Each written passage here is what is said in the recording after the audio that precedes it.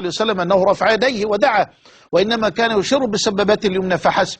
أما الدعاء فيما عدا ذلك فرفع اليدين فيه متواتر، ولا حرج على الإطلاق أن يرفع العبد يديه وأن يرفع بصريه وأن ينظر خاشعا إلى ربه تبارك وتعالى. ونحن نعتقد، نحن أهل السنة والجماعة، أسأل الله أن يشرفني وإياكم بالانساب إليهم، نحن نعتقد أن الله تبارك وتعالى مستو على عرشه، مستو على عرشه. أأمنتم من في السماء، ليس هذا تحييزا ولا تجسيما ولا تشبيها، فلسنا أعرف بالله من الله ولسنا أعرف بالله من رسول الله.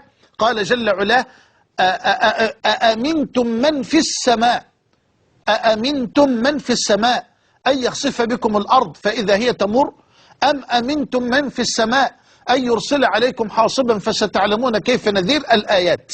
ولما سأل النبي صلى الله عليه وسلم الجارية كما في حديث معاوية بن الحكم السلمي وهو حديث صحيح رواه مسلم، وقال لها عليه الصلاة والسلام: من أنا؟ قالت: أنت رسول الله. قال لها: أين الله؟ فهذا سؤال مشروع ابتداء. قال لها عليه الصلاة والسلام: أين الله؟ قالت: في السماء.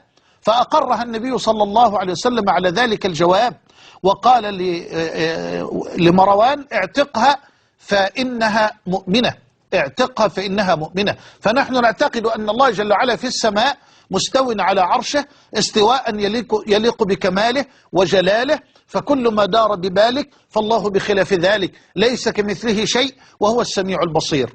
فلا حرج أن يرفع الإنسان يديه في الدعاء في هذه الحالات العامة، في الدعاء العام، ولا حرج أن ينظر ببصره خاشعا إلى السماء ليستمطر رحمات الحق سبحانه وتعالى. أما في الصلاة فقد نهى النبي صلى الله عليه وسلم عن النظر إلى السماء في الصلاة، وإنما السنة أن ينظر العبد الخاشع الخاضع بين يدي ربه إلى موضع سجوده، فهذا حال العبد الخاشع مع سيده ومولاه.